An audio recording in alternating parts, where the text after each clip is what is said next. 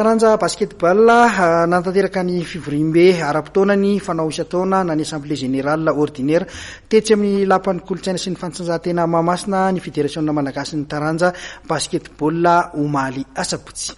Ligue paritra 20 amin'ireo 220 misy manerana nosy no tonga niatrika ny fivorimbe ara-potoana fanao isa-taona na ny assemblée générale ordinaire 20 tetsy amin'ny lapan'ny fanatanjahantena Mahamasina ho an'ny fédération malagasy ny taranja basket ny zoma sy sabotsy lasa teo.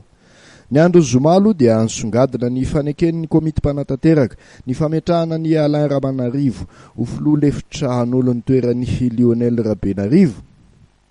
Teo ihany koa ny fandanina ny lalàna anatiny ho an'ity komity mpanatanteraka ity. Ny boatoerana tamin'ny andro voalohany ihany koa ny fanapahana sy fandaminana ny lalàna mifehy ny fifindrahana mpilalao ho an'ireo club ampikambana ao amin'ny fédération malagasy ny taranja basket. Ny andro ny sabotsy indray dia nanao tatitra ny zava-bitan'ireo ligue paritra 20 nandritra ny tapakandro maraina.